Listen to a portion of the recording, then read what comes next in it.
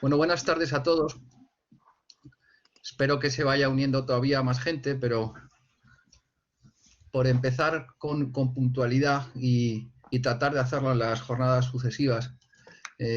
Buenas tardes, bienvenidos a esta segunda sesión del seminario permanente de la red sobre la transposición de la directiva ECN Plus al ordenamiento español. Esta tarde vamos a discutir sobre la introducción de las transacciones o settlements en el derecho de la competencia español y contamos para ello con dos compañeros, dos profesores, miembros de la red, que han escrito recientemente sobre el tema, como son Fernando Cachafeiro y Eugenio Olmedo, a los que cedo ya directamente el uso de la palabra. Fernando, cuando quieras.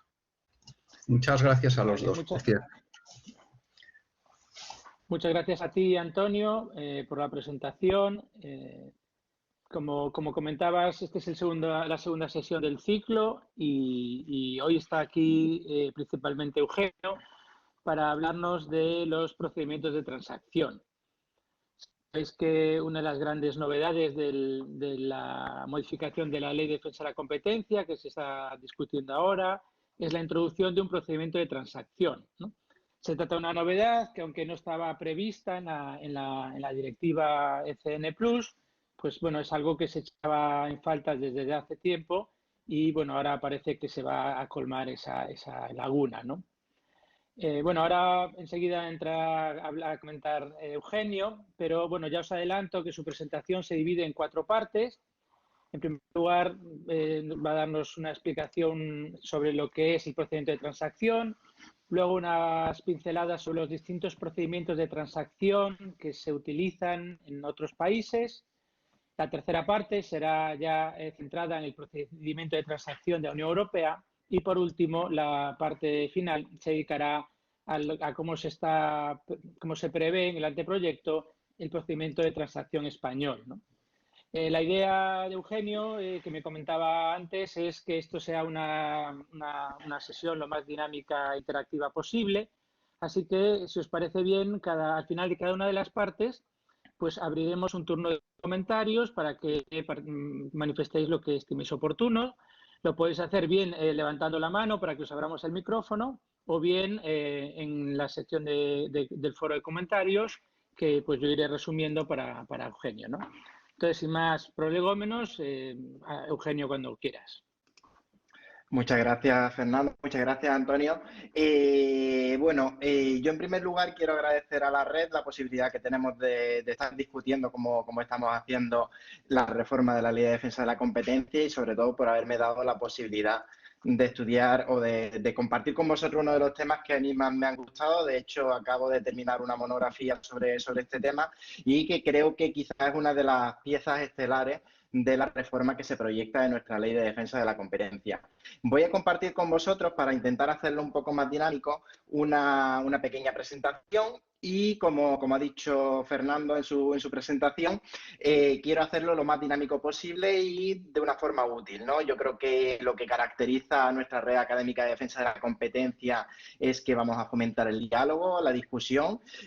Yo, sobre algunos aspectos concretos de la propuesta de reforma que tenemos ahora de la Ley de Defensa de la Competencia, tengo una visión particular que de vosotros compartiréis, otros no la compartiréis, y creo que realmente de ese diálogo, de esa discusión es de donde podemos sacar los mayores puntos positivos y donde podemos aportar realmente un valor añadido. ¿Vale? Me voy a basar en una presentación que he preparado, pero, en fin, la presentación puede ser muy larga, pero iremos dando un poquito de salto para tratar el tema. De forma, por ir empezando y meternos de lleno en la materia, una de las cuestiones que a mí más me preocupan o que podemos considerar es ¿qué es una transacción? O el punto de partida debería ser preguntarnos qué es el procedimiento de transacción. Y aquí abrimos quizá la caja de Pandora, porque es muy difícil o va a ser muy difícil dar una definición de transacción que nos valga en todos los ordenamientos jurídicos. ¿Por qué? Porque, como vamos a ver enseguida, y creo que es quizá uno de los puntos de partida de los que podremos tomar decisiones sobre si el modelo que queremos implementar en España es el adecuado o no, hay muchas formas posibles de articular la transacción, hay muchos modelos posibles y cada modelo tiene sus características propias. Por tanto, si queremos dar una definición de qué se entiende por transacción, tenemos que irnos a los elementos mínimos comunes, al mínimo común denominador, que en el fondo no es más que una forma de tramitar los procedimientos basada en la cooperación entre las presuntas infractoras y la autoridad de competencia, y que suele conllevar una serie de elementos que las caracterizan. Fundamentalmente, los dos elementos que las caracterizan es que la parte infractora, los infractores, los cartelistas, reconocen la responsabilidad por la infracción que han cometido, o bien, y esto es importante porque no siempre es necesario reconocer la responsabilidad por la infracción, o renuncian a su derecho a contestar los hechos alegados. Es decir, que lo que sería el nolo contendere renuncian a su derecho a la defensa.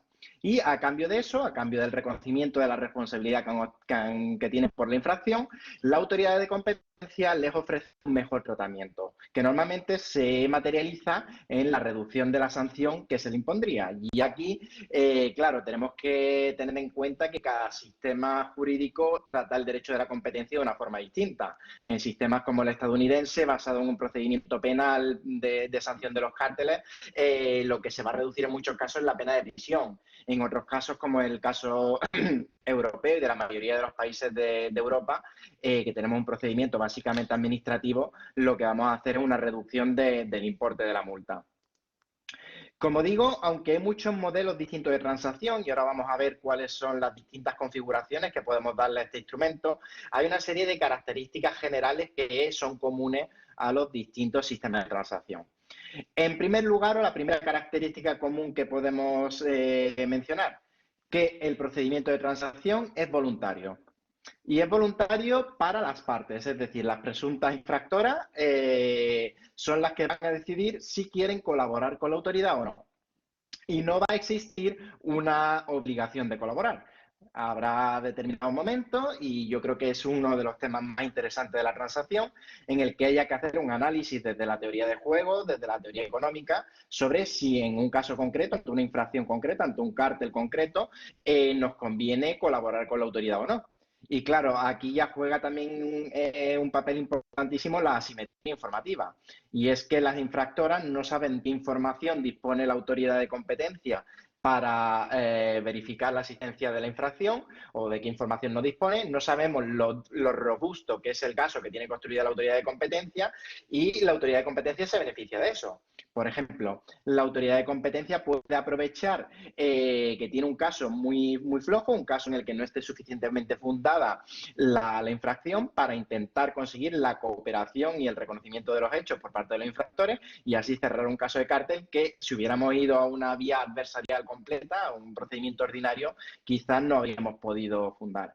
Y luego, como contrapartida de esta voluntariedad, la autoridad tiene una discrecionalidad para decidir la transacción, es decir, que no por el hecho de que los cartelistas o los infractores soliciten la transacción, la autoridad se lo tiene que conceder, ni tiene que explorar esta posibilidad. Habrá determinados casos en los que la autoridad tenga muy claro el asunto, tenga muy clara la infracción, y que decida que no es necesario, o que no va a conceder la transacción y ni siquiera va a entrar a negociar. O incluso que, habiendo entrado a negociar una transacción, la autoridad diga que no se producen beneficios importantes o interesantes de esa colaboración o de esa discusión y decida retirarse.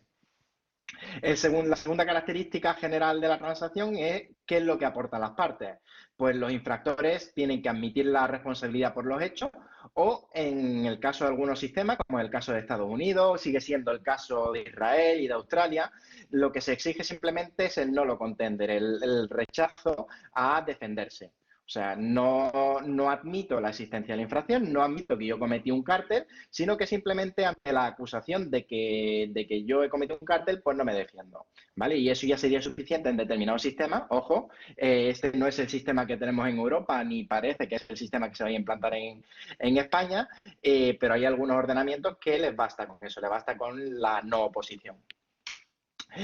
Además, para que la transacción produzca los beneficios que vamos a ver ahora y permita agilizar la tramitación del procedimiento, es necesario que haya una renuncia expresa de las partes a ciertos derechos procesales. Estos derechos procesales abarcan, en primer lugar, la defensa, el derecho a no declararse culpable, y luego también tácitamente involucra el derecho a recurrir la decisión de la autoridad de competencia. Porque si yo he reconocido la existencia de la infracción, pues evidentemente después no voy a poder ir a un procedimiento judicial a rebatir eso, porque supondría un actuar en contra de mis actos propios. Por su propia característica y dado que está afectando a derechos fundamentales o a derechos procesales de las partes, el procedimiento de transacción en cualquier ordenamiento se tiene que configurar y se tiene que regular basado en principios de transparencia, en la predictibilidad y en la certeza, es decir, las partes tienen que saber perfectamente a qué se exponen cuando entran a negociar con la autoridad, tienen que saber perfectamente qué beneficios pueden obtener de esta cooperación y además tiene que haber una serie de garantías que afecten a la confidencialidad de las negociaciones, al modo en el que tenga lugar esta negociación, que normalmente será por escrito los documentos más importantes y oralmente las discusiones, y finalmente se ha de dar un contenido final público a la transacción.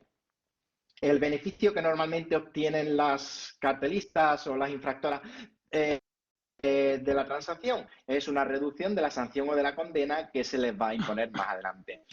Hago un pequeño inciso, un pequeño paréntesis. Me estoy refiriendo a infractores y cartelistas. Aquí tenemos uno de los principales problemas o de las principales diferencias que hay en torno a los diseños de la transacción en los distintos ordenamientos jurídicos. La mayor parte de los ordenamientos quizás que tienen más experiencia en transacción, como puede ser el de Estados Unidos o el de la Comisión Europea, solamente admiten la transacción para casos de cártel. De hecho, el procedimiento de la Comisión Europea es el Cartel Settlements y se limita simplemente a casos de cártel. ¿Qué ocurre? Que hay otros países, como ocurre en Francia o como va a ocurrir si se lleva adelante la propuesta de nuevo artículo 50 bis de la Ley de Defensa de la Competencia en España, se admite también la posibilidad de entrar en transacciones ante otras infracciones del derecho de la competencia. En este caso, tendríamos que ver, considerar cualquier tipo de infracción, ¿vale? Ahora después vamos a meternos sobre ese tema porque yo creo que es una de las cuestiones que más cuidado tenemos que tener de cara a la introducción del procedimiento en España. Y luego, finalmente, evidentemente, las transacciones o el procedimiento de transacción finaliza con una decisión de prohibición y, por tanto, al haber una decisión sobre el fondo del asunto de una determinada conducta, eso conlleva que no se pueda abrir un nuevo expediente sobre la base de los mismos hechos, porque se supondría un actuar en contra del principio de no bis in idem y no podríamos abrir un nuevo procedimiento sobre los mismos hechos. ¿Cuál es la base normativa o de dónde venimos? Pues como ocurre en la mayoría de las instituciones de derecho de la competencia, la base la tenemos en Estados Unidos, en el que, como la mayoría sabréis, desde principios del siglo XX existe el procedimiento de plea bargain, que los plea bargain son generales para prácticamente todo el procedimiento criminal en Estados Unidos. O sea, es el caso que conocemos de las películas americanas de la negociación con la fiscalía. La fiscalía hace una acusación frente al presunto culpable y le ofrece la posibilidad de salir de esa acusación a cambio del reconocimiento de los hechos y una determinada conducta. Pues bien, este plea bargain tiene una concreción en los procedimientos de competencia, los procedimientos antitrust en caso de cártel, y el Department of Justice negocia con los cartelistas la posibilidad de reducir la sanción, de reducir la condena a cambio del reconocimiento de los hechos y además, lo veremos porque es una de las cuestiones más interesantes, en Estados Unidos, dentro de esta negociación, se puede aportar mucho más. O sea que el procedimiento de plea bargain en Estados Unidos no se limita simplemente al reconocimiento de los hechos, sino que además podemos colaborar más con el Department of Justice y en función de la cooperación que entablemos, conseguiremos un mayor beneficio o conseguiremos una mejor salida del procedimiento. En España, en realidad, la base jurídica para la transacción la tenemos en la Ley de Procedimiento Administrativo, tanto en la actual Ley 39/2015 como en la Ley 30/92, que regulan, cuando hablan de la finalización del procedimiento, que el procedimiento podrá terminar de una forma unilateral mediante una decisión de la autoridad o bien mediante pactos, acuerdos o convenios, siempre que no sean contrarios al orden público y que estén permitidos. Ahí sería el encaje normativo genérico que tendría dentro de nuestro procedimiento administrativo la figura de la transacción. Pero evidentemente, para que la transacción pueda aplicarse en derecho de la competencia o en cualquier ámbito en concreto, es necesaria una norma de desarrollo, por lo que yo entiendo, como hacen algunos de nuestros compañeros administrativistas que han trabajado esta materia, que es necesaria una norma específica de desarrollo en la Ley de Defensa de la Competencia para poder dar cabida a esta forma de finalización del procedimiento administrativo. Y luego, a nivel que afecte a España, en la propia directiva ECN+, no se nos impone, como bien ha dicho Fernando Cachafeiro antes, no se nos impone el deber de introducir la transacción. La Comisión Europea, en realidad, a la hora de definir los mecanismos de lucha contra las infracciones del derecho de la competencia, deja bastante discrecionalidad a los Estados miembros. Lo que sí nos da la directiva ECN+ es una definición de qué se entiende por solicitud de transacción en su artículo 2.1.18.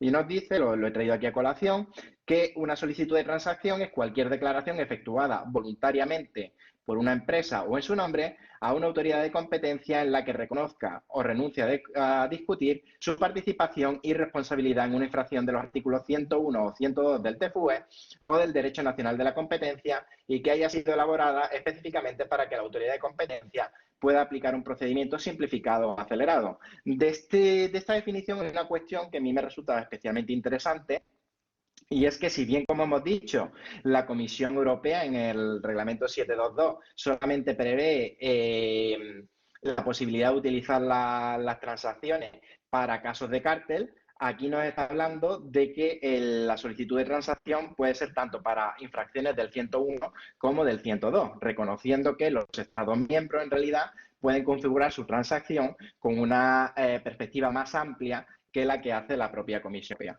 ¿vale? La experiencia europea, como la presidenta de la CNMC, como Cani nos dijo la semana pasada, España es de los poquitos países europeos que le queda todavía por introducir la transacción. En Europa, el pionero no fue la Comisión Europea, sino que fue Francia. Francia fue el primer país que introdujo la transacción ya en el año 2001, introduciendo lo que sería el procedure de non-contestation de grief, que se introdujo en este año. ¿Qué pasa? Que esta no contestación de griefs no es el procedimiento de transacción que existe actualmente en Francia. O sea, en Francia vamos a distinguir que desde el año 2001 hasta el 2014-15, porque en 15 es cuando se dio la normativa, pero ya se había cambiado un poquito antes, tenían un procedimiento que vamos a llamar que híbrido entre la transacción y los compromisos, porque permitía esas dos cosas, ¿no? O sea, la transacción en la no contestación de griefs se basaba en reconocer la infracción y, aparte, a aportar una serie de medidas o llevar a cabo una serie de conductas para superar el contenido de la infracción. Y ya en el año 2015 se reforma la normativa francesa y se crea la procedure de transacción, que es la actualmente vigente y que tiene unas características propias más similares al procedimiento de la Comisión Europea. La Comisión Europea, como todos sabemos, en el año 2008 es cuando aprueba el paquete por el que introduce la transacción a través del Reglamento 622 del 2008, por el que se añade el artículo 10 bis al Reglamento 773 del 2004, que es donde actualmente se encuentra la base normativa de la Unión Europea. Y además de ello, sobre todo, tenemos una comunicación de ese mismo año, 2008, que acompañaba este paquete, en la que se especifica con bastante profundidad cómo se lleva a cabo este procedimiento. La Comisión Europea, como todos sabemos, concede una reducción del 10% del importe de la sanción, y esta reducción del 10% en realidad procede de la comunicación de clemencia del año 96, que, como conocemos, concedía una reducción del 10% a aquellos infractores o a aquellos cartelistas que no se hubieran opuesto sustancialmente al pliego de cargo. Por tanto, en el fondo lo que es una forma de cambiar ese beneficio que ya existía anteriormente. Y en el año 2015 se modifica el reglamento comunitario para permitir el acceso a terceros o para regular el acceso de terceros a las declaraciones de transacción.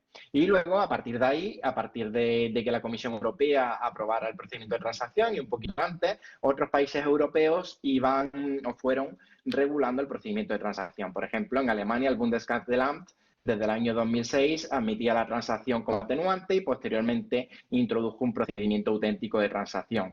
Los Países Bajos quizás han sido uno de los países europeos más originales en el uso de la transacción y tenían una política híbrida desde el año 2005 entre transacciones y compromisos, y ya finalmente a mediados de la década del 2010, creo que en 2015, elaboraron una normativa propia de un procedimiento de transacción perfectamente regulado.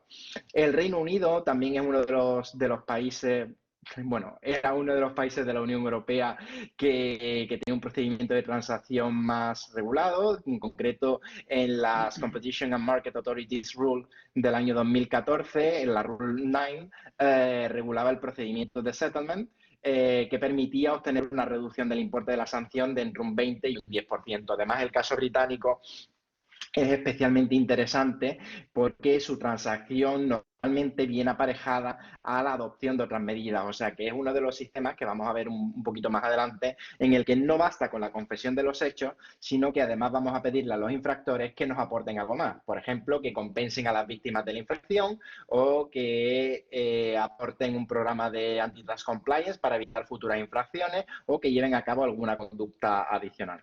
Y después de ahí el resto de países de la Unión Europea se han ido dotando de sus propias normas, ¿no? Portugal introdujo la transacción en 2012, Austria en el 2014, Grecia en el 16, Hungría en el 16 también, y así en los distintos países de la Unión, cada uno con sus propias características. ¿Qué ventajas nos aporta la transacción? Pues para la autoridad de competencia está claro, nos permite ahorrar recursos que tenemos que invertir en la tramitación del expediente, nos permite reducir el tiempo de tramitación, y este doble ahorro de recursos y de tiempo hacen que las autoridades de competencia tengan una serie de recursos libres con los que investigar otras infracciones o con los que tramitar otros asuntos. Además, en algunos sistemas, y aquí esto ya no se aplica a todos los sistemas, sino solamente a algunos, como ocurre, por ejemplo, en Estados Unidos, la transacción nos permite obtener mayores evidencias para perseguir a los demás cartelistas que no transan. ¿Por qué? Porque tienen un sistema, esto ocurre en Estados Unidos básicamente, o en los sistemas como el de Estados Unidos, en el que la transacción tiene un carácter más abierto que el de la Unión Europea y el de los países europeos, nos permite utilizar la transacción con una finalidad de investigación, una finalidad de conseguir pruebas. Y además nos va a dar la posibilidad de detectar otros casos, sobre todo basado en el principio de la Amnesty Plus de Estados Unidos, en el que si durante la negociación de la transacción yo además colaboro con la autoridad diciendo que la misma empresa o las empresas involucradas en el cártel habían cometido otro cártel del cual la autoridad de competencia no tenía conocimiento, pues permite abrir un procedimiento aparte para este cártel y sobre la responsabilidad por ese segundo cártel queda excluida la empresa que se vio afectada. Las empresas obtienen también una serie de beneficios que son lo que hace realmente atractiva la transacción. Pueden obtener una reducción de la sanción y de la sentencia, que quizá es el principal beneficio que se persigue, pero al mismo tiempo también para las empresas resulta interesante poder despachar el procedimiento que se viene frente a ellas, reduciendo los tiempos y los recursos que tienen que invertir para ello. Al mismo tiempo, hay una menor distracción de los directivos de la empresa, por lo que se reducen los costes administrativos del procedimiento. Y luego se abre la posibilidad, y esto es muy interesante, aunque en el caso de la Unión Europea, la Comisión Europea lo niega en casi todos sus documentos, que se entra a discutir de una forma informal con la autoridad. Y aunque la comunicación sobre transacción y el propio artículo 10 bis lo deja también entrever, dicen que la comisión no se sienta a negociar con las partes, hay determinados casos, el caso de printeos, hay varios casos de cárteles interesantes en los cuales se ve que como consecuencia de las negociaciones llevadas a cabo durante el procedimiento de transacción, se acabó completando de una forma más estrecha el ámbito de la infracción que la comisión estaba analizando. Claro, hasta aquí estamos viendo que las transacciones son algo muy positivo, que producen beneficios tanto para los infractores como para la autoridad de competencia, pero también es cierto que hay que tener mucho cuidado introduciendo un mecanismo como el de las transacciones, porque de su uso se pueden producir también una serie de inconvenientes importantes. El primero y el fundamental, y a mí quizá el que más me preocupa, son los efectos contrarios a la disuasión que puede tener una reducción generalizada o cuasi generalizada del importe de la sanción. O sea, si simplemente yo he cometido un cártel y simplemente por el hecho de cuando veo que la comisión o que la autoridad de competencia tiene un caso muy sólido contra mí y yo simplemente por el hecho de confesar mi culpabilidad ya obtengo una reducción de la sanción que además es acumulable con la reducción que obtendría en el caso de clemencia o dentro del programa de clemencia, eso va a producir que el importe final de las multas sea mucho más reducido.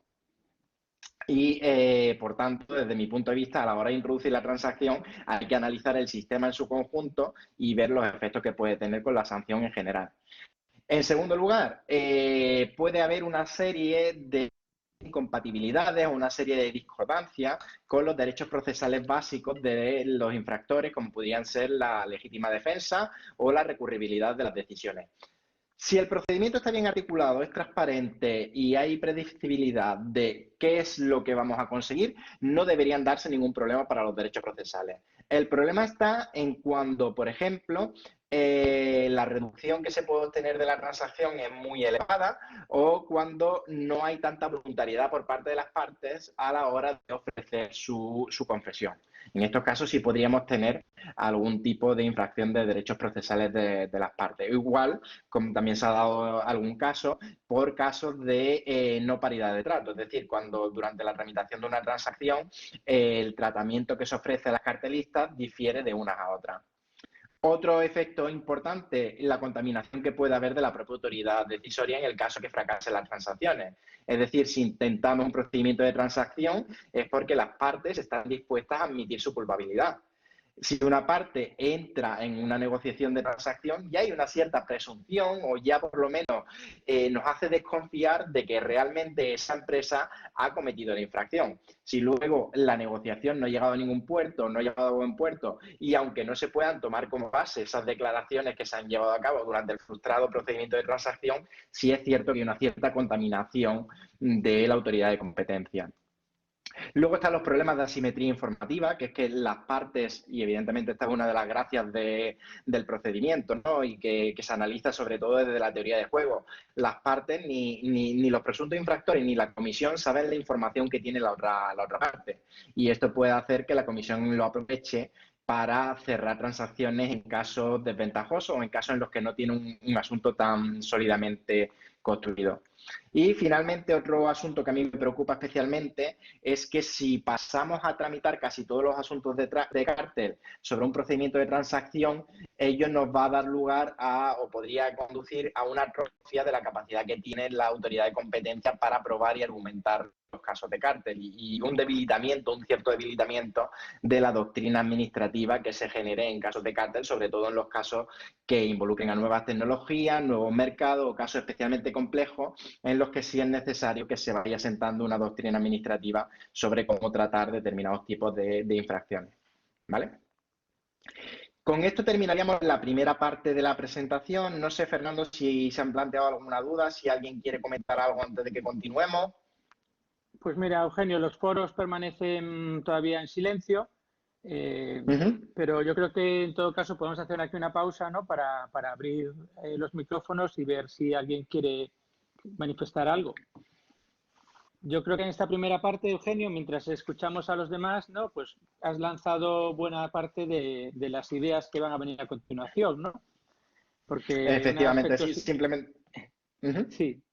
No, claro, porque la idea de la transacción, ¿no? Es básicamente una cooperación con la autoridad de competencia a cambio de una reducción de la sanción. Pero claro, cuando decimos que hay una cooperación con la autoridad, lo que se entiende por cooperación pues te permite un montón de posibilidades. Y cuando hablamos de los beneficios que se obtienen, lo mismo, ¿no? Los beneficios, según los sistemas, van a variar un montón, ¿no? Entonces, bueno, la idea es ver si pues alguno se anima a decir algo ya antes de seguir o mira, por ejemplo, comenta Carlos Gorriz en el foro, ¿por qué limitarlo solo a los cárteles, ¿no? Y no abrirlo a otras prohibiciones? Ajá. Carlos, dame 10 minutos y en 10 minutos nos metemos en ese tema porque es uno de los temas centrales, ¿vale? Lo digo por encuadrarlo ahora un poco, claro. La primera parte de la presentación, como ha dicho Fernando, era buscar los elementos generales de la transacción aplicables a cualquier sistema, y ahora vamos a entrar en los distintos modelos regulatorios y por qué la Comisión Europea se restringe solamente a cárteles, o el caso del Department of Justice en Estados Unidos solamente se limita a cárteles, y por qué se puede ampliar a otras infracciones, ¿vale? Vale, y yo creo que va a pasar un poco lo mismo, porque como comenta aquí Javier Porras, ¿no? Dice que qué beneficio directo tiene el que transa más allá de facilitar el trabajo administrativo a las autoridades, dice, ¿no? Bueno, el que transa obtiene una reducción del importe de la sanción, además una limitación del coeficiente multiplicador en el caso de la transacción ante la Comisión Europea, y luego que libera mucho, o sea, puede ver cerrado el procedimiento antes, que también es un beneficio para la propia empresa. Además, los costes Perdona, he interpretado administrativos mal de la tener... pregunta de Javier, que me ha corregido Vale. automáticamente, que dice cuál es el beneficio del sistema, ¿no? Porque dice, claro, si ya tenemos el programa de clemencia, ¿qué aporta el procedimiento de transacción, ¿no? Pero quizá también, Eugenio, sea otra cosa de la que vas a hablar a continuación, ¿no? Sí, sobre eso nos vamos a Relaciones meter un entre poco más clemencia. adelante.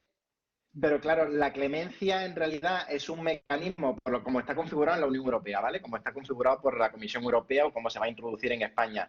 La clemencia tiene una finalidad de investigación, de aportar pruebas, de aportar datos, de descubrir cárteles que no existían, mientras que la transacción lo que pretende es agilizar el procedimiento, evitando que las partes requieran un acceso completo al expediente en el caso de la Comisión Europea, evitando que las partes entren a discutir en profundidad el pliego de concreción de hechos o el pliego de cargo, evitando que las partes posteriormente recurran a la decisión de la autoridad. O sea, se producen una serie de ventajas procesales importantísimas y de ahorros de recursos y de tiempo bastante interesantes.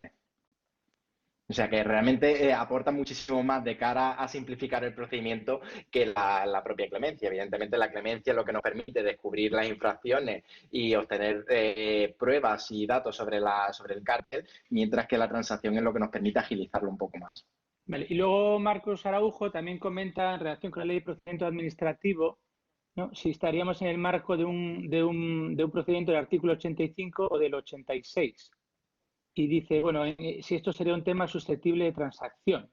A ver, No sé si sí, la transacción entra dentro del ámbito que la Ley de Procedimiento Administrativo nos permite de finalizar un procedimiento administrativo mediante un pacto, acuerdo o convenio con la Administración. No recuerdo si es el 85 o el 86 de la Ley 39 el que se refiere concretamente a ello. Evidentemente, esa norma por sí misma no es suficiente, aunque el Tribunal Vasco de Defensa de la Competencia, por ejemplo, que ahora entraremos con un par de decisiones suyas, esa norma no es suficiente como para permitir que se transe ya en el derecho de la competencia, sino que es necesario que haya una norma positiva, el proyectado artículo 50 bis de la Ley de Defensa de la Competencia, para que realmente podamos utilizar este procedimiento. Pues si os parece, pasamos, aunque siguen viniendo comentarios en el foro, teniendo en cuenta que tu presentación tiene 4 partes, Eugenio, quizás lo interesante sería avanzar, porque son todo cuestiones que van a volver a ir saliendo en las siguientes partes. Genial. Pues si queréis vamos a continuar un poquito más. Muchísimas gracias por todos los comentarios, porque creo que en realidad eso es lo que ahora entraremos en las preguntas que estoy haciendo, porque creo que eso en realidad es lo que está enriqueciendo, lo que puede enriquecer este seminario. Y vamos a entrar quizá a una de las cuestiones que nos van a permitir reflexionar un poco más sobre la transacción, que es ver los distintos modelos regulatorios que existen sobre la transacción. Y aquí fundamentalmente vamos a ver que hay distintas clasificaciones, distintas opciones normativas que vamos a poder adoptar, pero la más interesante, o a mí la que creo que es más importante, la que tenemos que tomar como punto de partida, es la que diferencia entre la configuración de las transacciones como una negociación abierta y las que lo configuran como simplemente un procedimiento simplificado. Y pongo los dos casos paradigmáticos de la transacción como negociación abierta y como procedimiento simplificado. La negociación abierta es el caso de Estados Unidos. Es el caso de los plea bargain de los Estados Unidos, en el que, como sabéis, el procedimiento o el sistema de clemencia de Estados Unidos concede la inmunidad al primer solicitante de clemencia, al primero que pide la inmunidad, y los siguientes son los que entran a negociar con la Fiscalía. Pues bien, en esa negociación hay un híbrido entre lo que para nosotros sería transacción y clemencia. O sea que en realidad vamos a confesar la existencia de la infracción y además vamos a aportarle una serie de información o vamos a colaborar con la autoridad para el esclarecimiento de los hechos. ¿Qué ocurre en estos sistemas de negociación abierta? Que los sistemas de negociación abierta van a permitir retribuir, van a permitir conceder un beneficio a los infractores mayor o menor en función del grado de colaboración. Por ejemplo, si nosotros colaboramos, no somos los primeros en detectar el cártel, no somos los beneficiados de inmunidad, sino que somos los segundos en llegar, pero confesamos o decidimos colaborar con la autoridad inmediatamente desde el primer momento y aportamos muchísimas pruebas sobre la infracción y aportamos además pruebas de las que no disponía la autoridad de competencia y que permiten esclarecer el cártel con respecto a los demás infractores, o que permite, por ejemplo, detectar otro cártel distinto a aquel en el que habíamos participado, pues en estos casos vamos a poder negociar más, vamos a poder aportarle más a la autoridad y como consecuencia de ese mayor aporte, de esa mayor colaboración, ya sea en términos temporales o en términos de contenido, vamos a obtener un mayor beneficio. Y por tanto, el porcentaje de reducción de la sanción que vamos a obtener será mayor en función del grado de colaboración que hayamos hecho. Frente a este sistema de negociación abierta en el que, como digo, se confunden o se mezclan los perfiles de transacción y de clemencia, tenemos las transacciones como procedimiento simplificado, que es el sistema que utiliza la Comisión Europea y el que utilizan la mayoría, o creo que todos, los países de Europa. En este caso, la transacción no se basa en una negociación, no es un mecanismo investigador, no damos nada, sino que simplemente es una recompensa por la colaboración. Es decir, estamos simplificando el procedimiento, esa simplificación solamente se puede llevar a cabo a cambio de la colaboración o a cambio del reconocimiento de los hechos por parte de los infractores y se les retribuye, se les recompensa con una reducción del importe de la sanción. ¿Vale? Aquí no se van a obtener nuevas pruebas porque para eso tenemos el procedimiento de clemencia o el mecanismo de clemencia. Aquí simplemente se persigue acelerar el procedimiento y conseguir también que la autoridad de competencia pueda cerrar el expediente con una decisión más simplificada. Porque aquí no tenemos que demostrar de una forma tan clara en la decisión de la autoridad que los hechos fueron constitutivos de la infracción. Hay que justificarlo, pero evidentemente si tenemos un reconocimiento de las partes de que cometieron la infracción, esa justificación va a ser más sencilla. En estos sistemas de procedimiento más simplificado hay algunos países, como el Reino Unido o Francia, que aprovechan el procedimiento de transacción para incorporar otros fines y conseguir otro tipo de colaboración por parte de las empresas infractoras, de los cartelistas. Por ejemplo, incluir medidas de compensación a las víctimas de la infracción, la implementación de programas de compliance, etcétera. Un ejemplo que ocurrió en el Reino Unido y que creo que es bastante esclarecedor. Hubo un cártel en el Reino Unido de las escuelas privadas, ¿no? De los colegios privados en el Reino Unido que subieron el precio de matrícula de una forma generalizada, ¿vale? Esto afectaba a las grandes cadenas que llevaban los principales colegios privados en el Reino Unido y decidieron los cartelistas acogerse al procedimiento de transacción. Pues bien, dentro del procedimiento de transacción se acordó con la autoridad británica no solamente el reconocimiento de la infracción, sino también compensar a las víctimas mediante una donación que se hizo a las escuelas públicas del Reino Unido. Con ello se intentaba resarcir de cierto modo a las víctimas del cártel y con este resarcimiento se metía un elemento más dentro del procedimiento de transacción, ¿vale? Entonces, dentro de estos dos sistemas nosotros vamos a centrarnos en el procedimiento simplificado, que es el sistema que utiliza la Comisión Europea y que es el sistema que se ha introducido en la mayoría de los países de Europa y en el que se basa nuestra propuesta de reforma de la Ley de Defensa de la Competencia. Luego, de fondo, evidentemente, y esto todos lo conocemos, no voy a detenerme mucho aquí, cada sistema de defensa de la competencia es distinto porque parte de una configuración distinta del derecho de la competencia. Tenemos sistemas que persiguen las infracciones desde el derecho administrativo, que es el sistema básicamente europeo. Luego tenemos sistemas penales, como el de Estados Unidos, Canadá o Israel, en el que el cártel es una ofensa penal.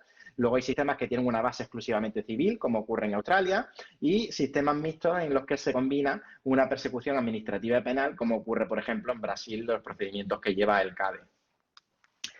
Y aquí estamos, o nos metemos ya con otro de las distinciones y que casa con la pregunta que hacía Carlos Borris, creo recordar, que es la distinción entre los sistemas que admiten por su ámbito objetivo solamente la transacción en caso de cártel y aquellos sistemas en que admiten también la transacción para otras infracciones del derecho de la competencia.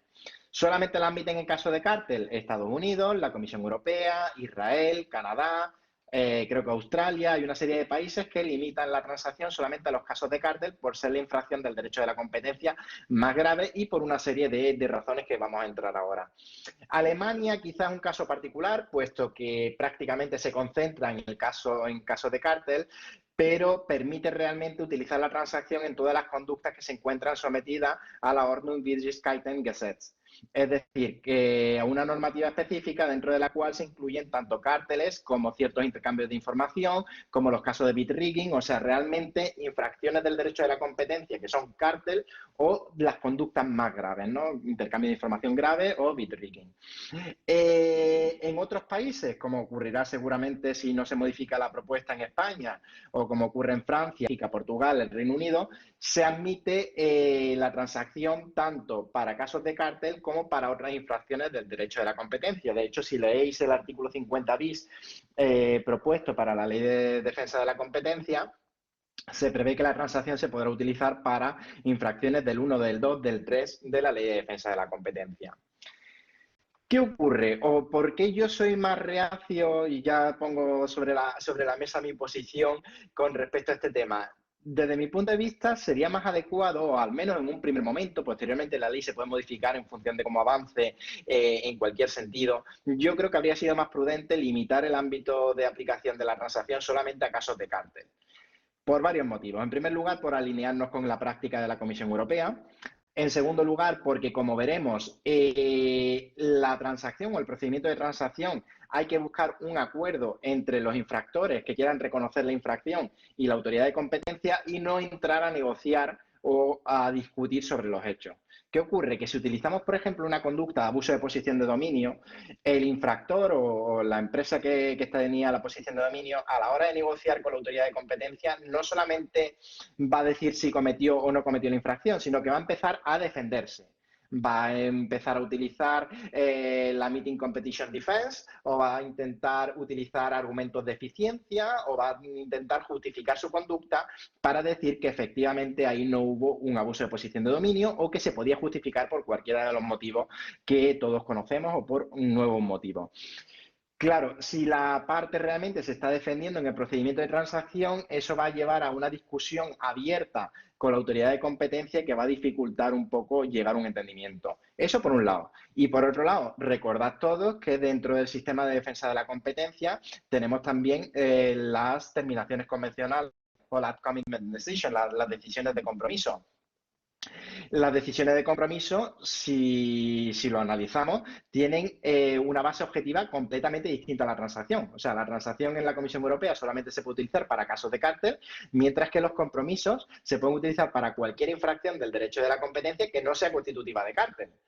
¿Qué ocurre? Que si permitimos que las infracciones no de cártel se puedan acoger también a la transacción, le estamos dando una doble posibilidad.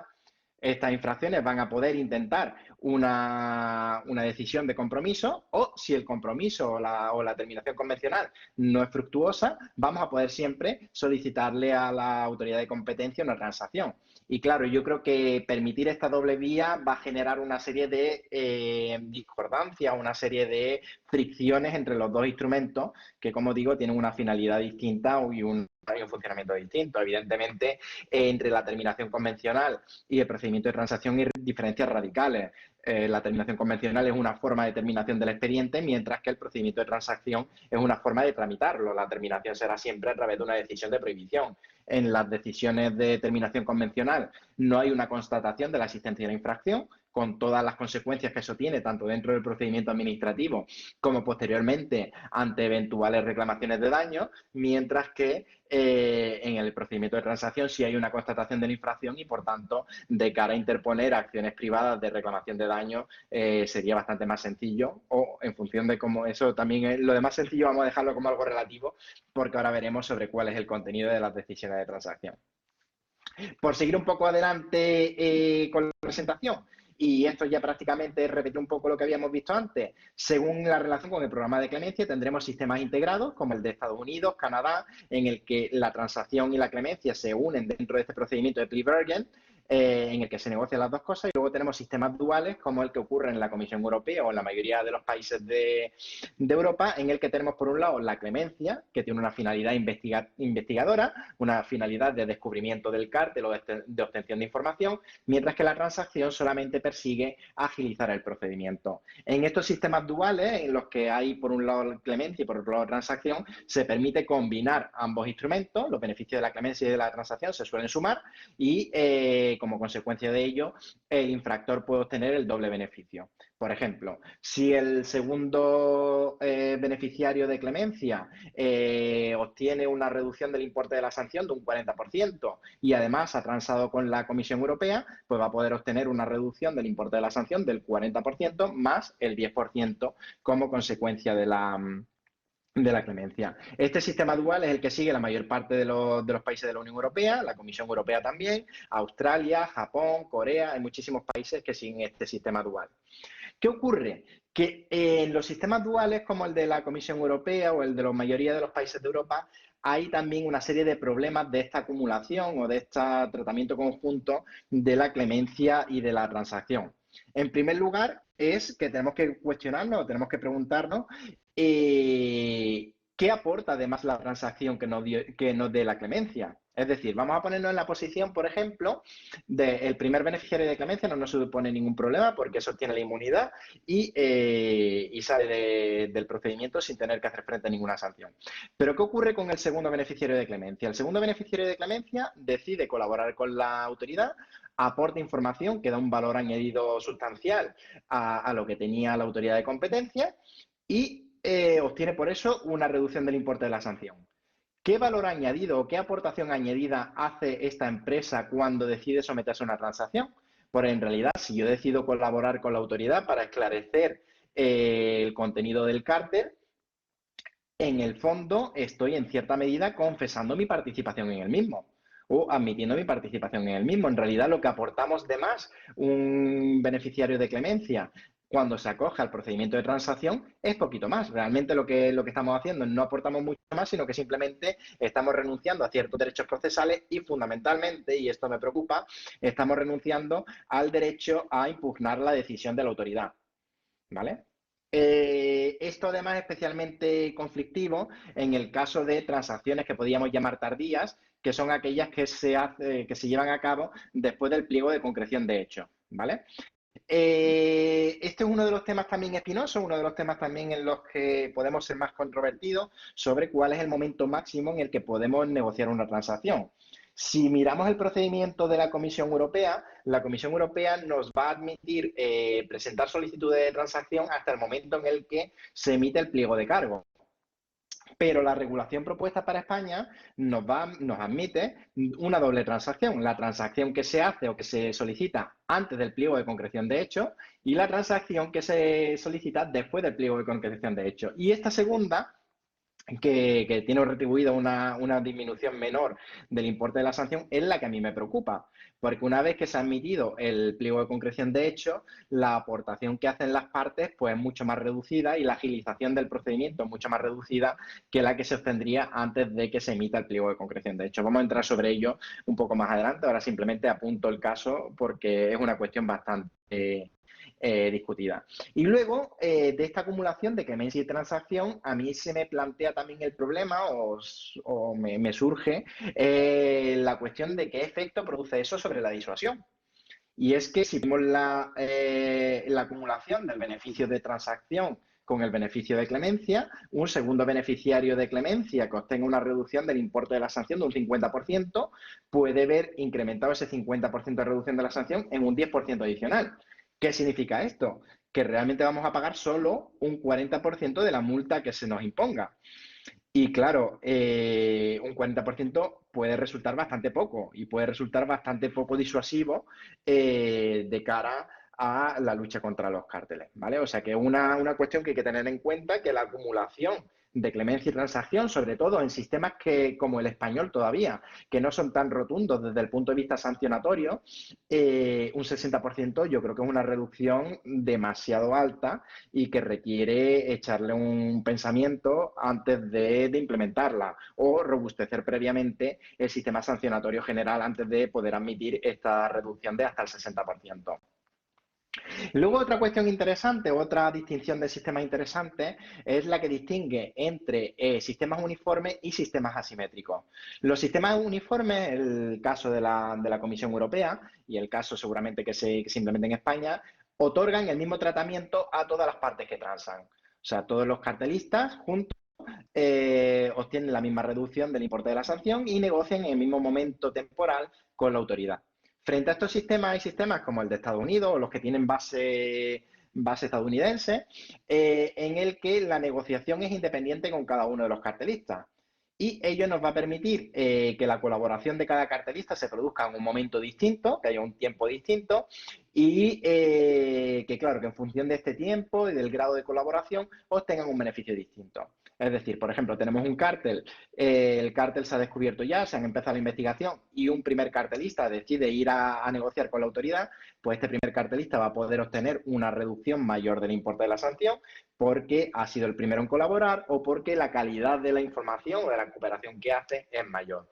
Con esto se premia en realidad que haya una colaboración de mayor calidad, una colaboración más tempestiva, más rápida y alicienta o incrementa el aliciente que tienen las partes para colaborar con la autoridad. Es el caso que se da en Estados Unidos. En Francia también se establece un cierto sistema simétrico en función del grado de cooperación. En Israel y en Brasil también tienen este sistema.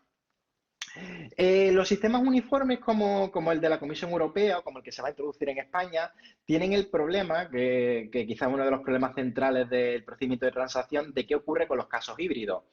Los casos híbridos son aquellos en los que de los cartelistas de un cártel no todos deciden transar, sino que hay alguno que se queda fuera del acuerdo de transacción. Imaginemos, por ejemplo, un cártel en el que intervienen 4 empresas y de esas 4 empresas solamente 3 llegan a un acuerdo de transacción con la autoridad. Los casos híbridos puede haber de 2 tipos. Los casos híbridos originarios, en el que desde el primer momento una de las partes decide que no quiere negociar con la autoridad y las otras 3 sí. Y los casos híbridos sobrevenidos, que es que las 4 partes o las partes que sean deciden entrar en negociaciones con la autoridad, pero a lo largo de la negociación una de ellas decide abandonarla o varias deciden abandonarla y no llegar al acuerdo final.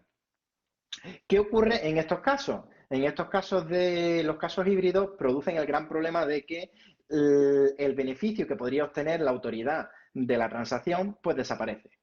¿Desaparece por qué? Porque hemos obtenido la confesión de parte de los cartelistas, pero respecto al resto vamos a tener que conducir el procedimiento de competencia completo. Es decir, vamos a tenerle que dar acceso completo al expediente, vamos a tener que permitirle que se opongan al pliego de cargo, vamos a tener que reconocerle todos sus derechos procesales. ¿Y con esto qué pasa? Que se nos frustra el objetivo que teníamos de una tramitación más rápida del expediente, se nos frustra el ahorro de recursos que hay que invertirle a este asunto en concreto y, por tanto, se suscitan una serie de problemas. Además, lo vamos a ver un poco más adelante, pensaba que era la siguiente diapositiva, pero no. Vamos a ver que los casos híbridos suscitan también una serie de problemas con respecto a la oportunidad. Ha habido ya un par de asuntos en los que la empresa que decidió no entrar en una transacción, posteriormente ha impugnado la decisión de la autoridad de competencia de la Comisión Europea, estamos hablando de casos de la Comisión Europea, que fue al Tribunal de Justicia de la Unión Europea y que obtuvo una reducción del importe de la sanción que le había impuesto la Comisión Europea mayor del 10% que se le habría concedido dentro del procedimiento de transacción. Quizá en el caso del cártel de los tipos de interés sobre el euro es el caso más llamativo actualmente, puesto que la mayoría de las cartelistas decidieron transar y la cartelista que decidió no transar ha conseguido ahora mismo la anulación de la decisión, por lo que mientras que las cartelistas que transaron tienen que hacer frente, tal y como están las cosas, al importe de la sanción, la que decidió no transar por ahora, y salvo que se reabra el expediente o haya algún cambio, no tiene que hacer frente al importe de la sanción porque se ha anulado la decisión con respecto a ella. Por lo tanto, en los casos híbridos puede darse este efecto adverso de que la que decida no transar no solamente no se vea perjudicada, sino que además se vea beneficiada con respecto a las que sí decidieron llegar al acuerdo. Luego, dentro de las configuraciones de la transacción, hay sistemas que permiten incorporar otros contenidos. Ya hemos hablado del caso del Reino Unido, que permite incorporar las consecuencias privadas del ilícito dentro de la transacción. Luego hay otros sistemas, esto lo han utilizado, lo han explorado mucho las autoridades de competencia de los Países Bajos, del Reino Unido también, que nos permite, y de Francia, que nos permite o nos exige presentar junto a la transacción una serie de compromisos que permitan reducir las consecuencias sobre el mercado que tiene la infracción. Y luego hay otros casos en los que se exigen que en el acuerdo de transacción se asuman además programas de antitrust compliance, y creo que es una buena forma de fomentar la incorporación de estos programas, ya que aquí en realidad no se está premiando nada, no se está premiando por sí misma la incorporación del programa de compliance, sino que simplemente se está diciendo que para beneficiarte de la transacción, a partir de ahora tienes que implementarlo si quieres beneficiarte de esta reducción. ¿Vale? Creo que es un buen estímulo para introducirlo. Luego, por los beneficios que conceden la transacción, vamos a diferenciar también distintos sistemas.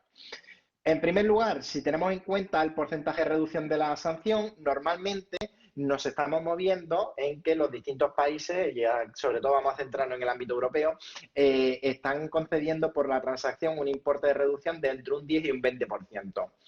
Es importante destacar el 20% como máximo, puesto que si tenemos en cuenta la comunicación de clemencia, es la reducción que el último escalón de reducción que se concede dentro del programa de clemencia.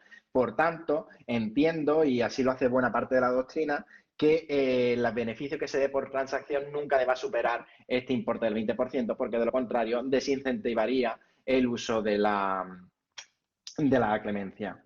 Luego hay que tener en cuenta que, curiosamente, hay determinados países en los que tienen un procedimiento de transacción que no premia con una reducción de la sanción a los cartelistas. Es el caso de Suecia.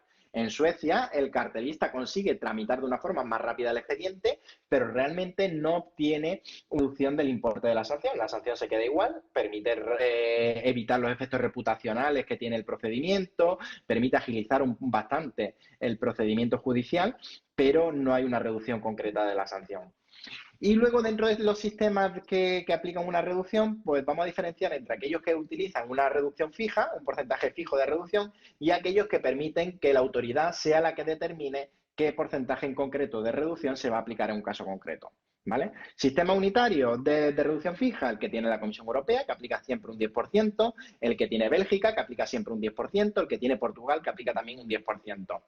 Luego hay sistemas que, pese a tener una reducción fija, la establecen en escala en función de una serie de parámetros objetivos.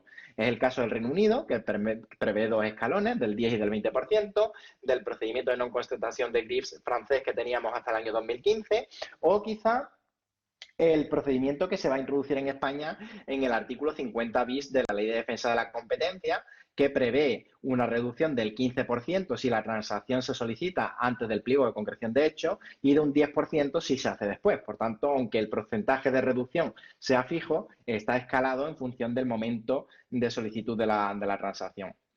Luego tenemos, como digo, los sistemas de apreciación por la autoridad, en el que la autoridad es la que decide qué porcentaje en concreto le voy a dar al cartelista en función de la colaboración que haya hecho. Además de esto, se pueden apreciar otra serie de beneficios, como por ejemplo las consecuencias frente a las acciones privadas. Se puede blindar en cierta medida o reducir la responsabilidad que se tenga frente a las acciones de daño, o la posibilidad de evitar sanciones adicionales, como pudieran ser la prohibición de contratar o la inhabilitación profesional. O sea, algún sistema jurídico puede decidir que las empresas que hayan reconocido, las cartelistas que hayan reconocido su culpabilidad dentro de un procedimiento de transacción, pues que no se les va a imponer la prohibición de contratar en el caso, por ejemplo, en un caso, por ejemplo, como de Big Reading. O la inhabilitación profesional que hay para determinados profesionales o en determinadas conductas ante determinadas normas de competencia. También puede ser que por participar en la transacción se les evite entrar en eso. Y con esto terminaríamos esta supervisión rápida de las distintas opciones normativas que tendríamos a nivel internacional, comparando distintos sistemas jurídicos para ver a partir de ahora, cuál es la opción que se adoptó en Europa, cuál es la que vamos a adoptar en España y poder discutir si realmente estamos adoptando el mejor modelo o podríamos modificar alguna cuestión desde el punto de vista normativo. Fernando, te devuelvo la palabra. Digo que quizá comentábamos, Eugenio, que en esta segunda parte de la exposición yo creo que has lanzado las grandes cuestiones que plantea el programa de transacciones. Al enseñar los distintos modelos que existen y las ventajas e inconvenientes de cada uno, ¿no? Y te decía esto porque estamos mirando el reloj ahora y nos hemos ido ya a las 3:30, ¿no? Y entonces quizás más allá, quizás nos podríamos, tú lo valoras mejor, saltarnos después la parte del modelo europeo y ya ir directamente a la propuesta española, ¿no? Pero antes de ir a la propuesta española, yo creo que sí que sería ahora el momento de que nos lanzáramos un poco al debate, ¿no? Porque aquí en los foros laterales han surgido bastantes comentarios, ¿no? Y entonces, por ejemplo, en relación con de ir a un sistema de negociación abierta o a un sistema más simplificado en el que tú reconoces la infracción y esta es la reducción de multa y no hay nada más que hablar, pues plantea Rafa Fuentes una pregunta muy interesante. Oye, ¿qué pasa en los sistemas de negociación si se carteliza la negociación y entonces nos ponemos las empresas de acuerdo para ver lo que admitimos y no admitimos a la autoridad de competencia, ¿no? O luego, por ejemplo, en materia de qué hacemos con la transacción, si la limitamos solo a cárteles o la abrimos a todas las prohibiciones de la ley. Comentaba Marcos Araujo que uno de los argumentos que tú dabas, Eugenio, es que para cárteles tenemos transacciones y que para el resto tenemos compromisos, ¿no? Y comentaba Araujo que por qué no hay que ver que también algunas decisiones de compromisos que están adoptando ya en Europa en materias distintas de cárteles, pues ya cada vez se parecen más a transacciones, ¿no? Entonces, si esta diferenciación se puede seguir manteniendo así o no. De todas formas, Marcos, a lo mejor no interpreto bien tu comentario, o Rafa, ¿no? Y entonces quizá lo más interesante es que directamente levantéis la mano, abramos los micrófonos y nos pongamos a hablar. ¿Qué os parece? Bueno, si quieren, mientras ellos se ponen el micrófono, porque a lo mejor hemos interpretado, como tú dices, un poco regular su pregunta.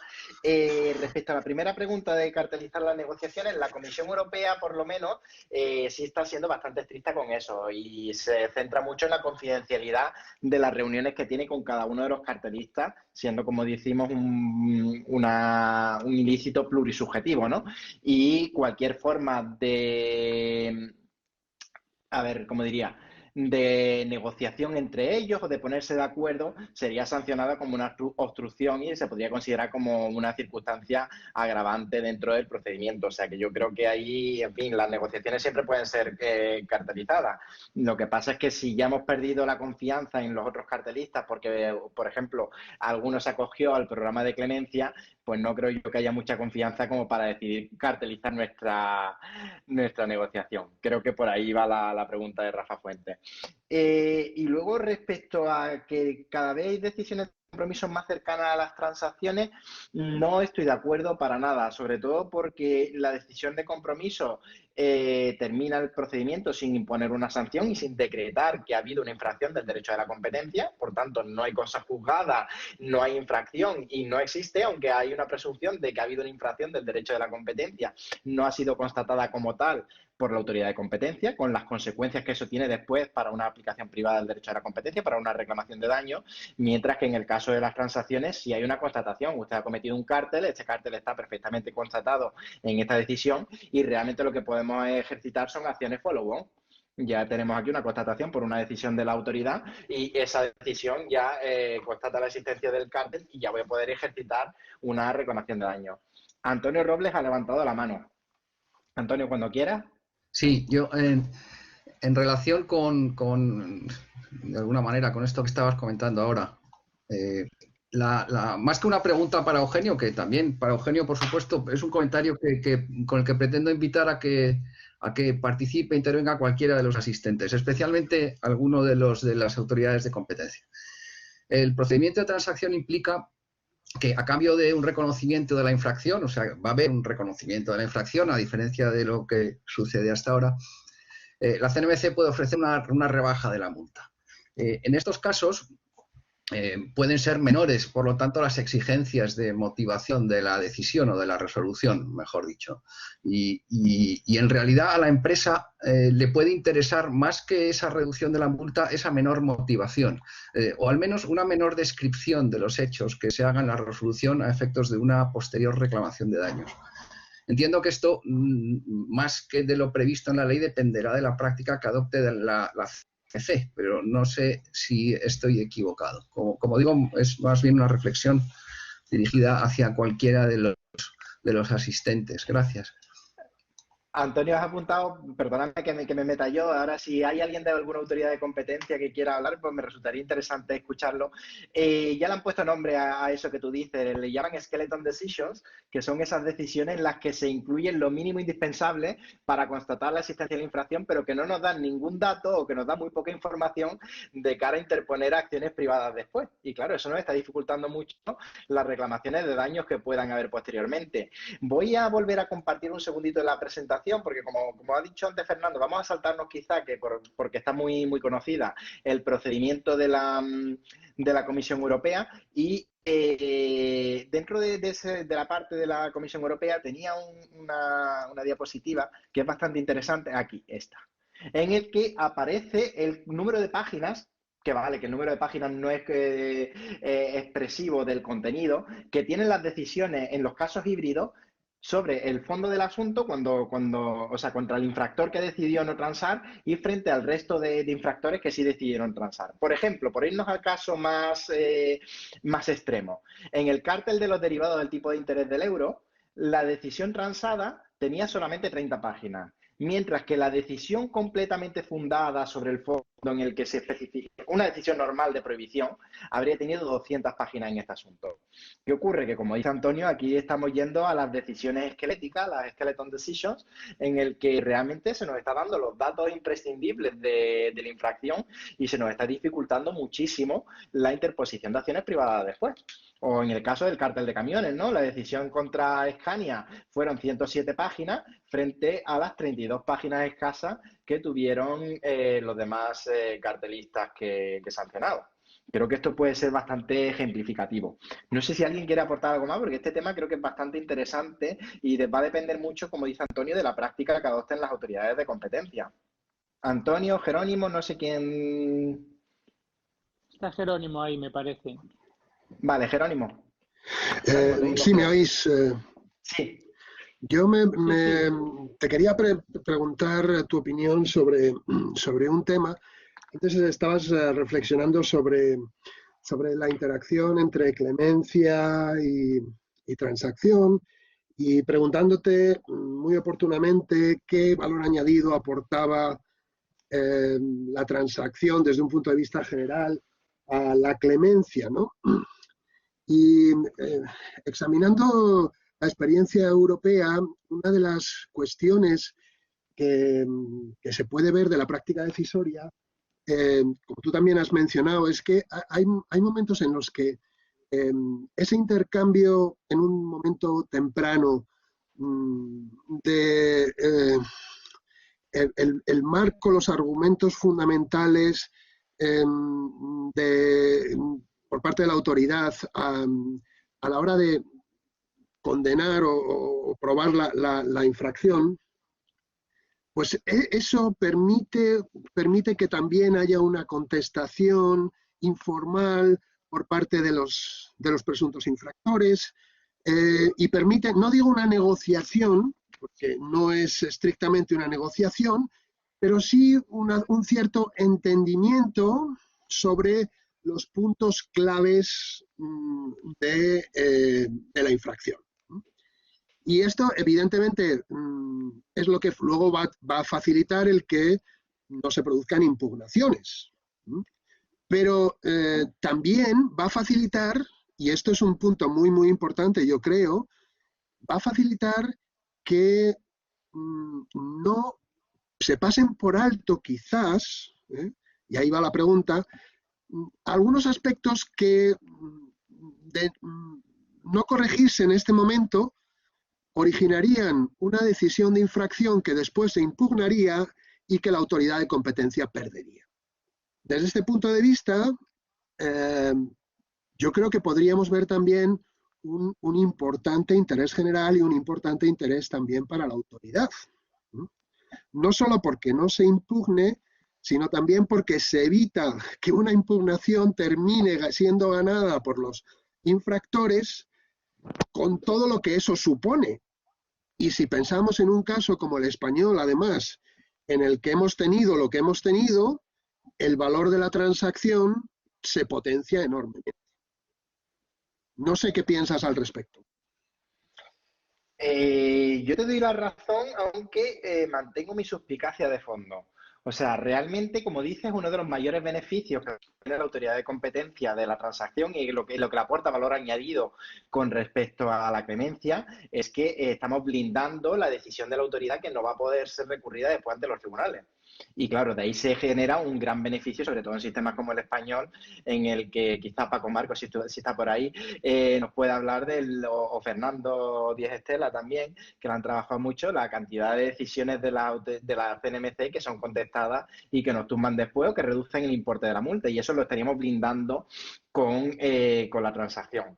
¿Qué ocurre? Que a mí se me suscita la suspicacia de si en realidad no estamos comprando realmente esa impugnación.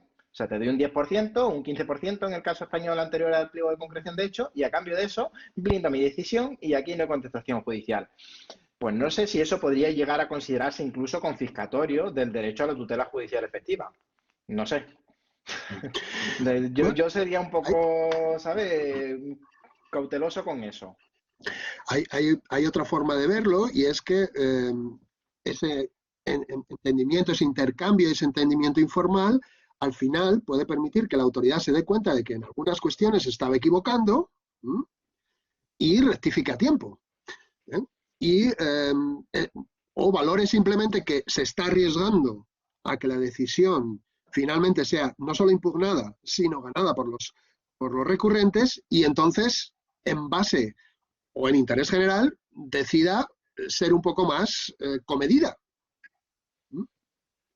Claro, aquí lo que tenemos es un caso de teoría de juegos total puro y duro. ¿Qué beneficios tengo? ¿Que prefiero quedarme con el 10-15% de reducción seguro que tengo si transo con la autoridad? ¿O prefiero arriesgarme e ir después a una impugnación judicial que me puede dar un beneficio de reducción de la sanción mayor que ello? En el caso de Printeos, por ejemplo, y de Tompla, que obtuvieron una reducción del importe de la sanción mayor que el de la transacción cuando impugnaron la decisión. Un caso híbrido que hubo un recurso judicial posterior y obtuvieron más del 10% de reducción. Claro, aquí en realidad estamos, ¿más riesgo o no más riesgo? ¿Qué tipo de caso tiene la autoridad? ¿Tiene un caso sólido o no tiene un caso suficientemente sólido? ¿Va a construir bien la decisión o no lo va a construir bien? Pero eso hay que ver, esa teoría de juegos también hay que verla desde el lado de la autoridad.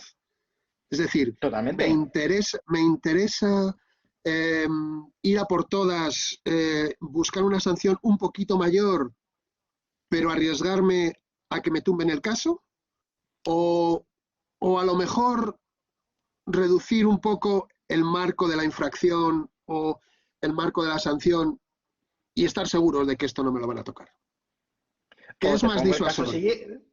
O te pongo el caso siguiente, autoridad de competencia que tiene un caso en el que sospecha que realmente hay una infracción, no tenemos todas las pruebas de cargo suficientes, pero arañamos a cambio del 10% o el 15% de reducción del importe de la sanción, la confesión de las partes y con eso tenemos un caso redondo. Eso ya es peligroso. Pero la autoridad no tenía por sí misma los medios, las pruebas de cargo suficientes como para tener un caso sólido que resistiera después el test judicial y en cambio ha conseguido sancionar a las empresas sin tener un caso tan robusto, ¿no? Y esto se puede dar y creo que se está dando y además genera el riesgo a la larga de una cierta atrofia de la dirección de competencia o del instrumento investigador de la autoridad, ¿no? Porque si viendo que tenemos casos flojillos podemos conseguir amarrarlo con la confesión de los infractores, pues vamos a hacerlo todo así. Y eso debilita a la larga institucionalmente el mecanismo investigador de la propia autoridad. Y eso me preocupa a mí a la larga. Sí, a mí también me preocuparía, pero no estoy seguro de si esto está ocurriendo en el caso europeo verdaderamente o no, o si las partes tienen suficientes elementos durante el procedimiento y antes de tomar la decisión sobre si ir adelante con el procedimiento de transacción como para, en fin, comprender que la autoridad tiene pruebas sólidas y que más le vale pensar, ¿no? Yo creo que, teniendo en cuenta que además se pueden volver atrás hasta bastante adelante en el procedimiento, yo veo difícil que eso ocurra, que esos casos tan flagrantes ocurran. Sí, sí. Pero entiendo tu Un poco preocupación, extraño. y es muy clara. Sí, un poco caso extremo, pero la posibilidad está ahí. Marcos creo que también quería participar. Marcos, venga. Sí, no sé si se me oye, espero que sí. Sí, perfectamente. Ah, estupendo. No, era una aclaración, una pregunta. La aclaración era sobre la referencia que hacía antes a la práctica de la Comisión Europea, que está llamando procedimientos de cooperación a procedimientos no de cárteles, en los que entra en un diálogo absolutamente idéntico al del procedimiento de cooperación. Lo que pasa es que, perdón, el procedimiento de transacción no lo llama procedimiento de transacción porque no le puede llamar procedimiento de transacción, lo llama procedimiento de cooperación, pero también se suprime el acceso al expediente, se suprime la audiencia oral, se consiguen las economías procesales y se da una rebaja. Quiero decir, esto está pasando, simplemente como dato de información para que lo tengamos en la cabeza, y quizá eso es lo que explica que la autoridad española también está considerando esa posibilidad. Mi pregunta después de esta aclaración era sobre cómo interactúa el procedimiento de transacción con lo que llamamos la jurisdicción plena de los tribunales europeos. Me explico. Cuando tenemos una decisión de transacción europea, si la parte de la transacción luego va a los tribunales o pretendiera ir a los tribunales a recurrir, pues inmediatamente la Comisión lo que diría es: oiga, usted en el momento que contesta los hechos que ha aceptado en el procedimiento administrativo, se le retiran los beneficios. Yo pido al tribunal que le retire los beneficios y, en uso de la jurisdicción plena del tribunal, pues que se recalcule la multa y que le pongan a usted la multa que habría, porque yo ahora voy a demostrar que había una infracción.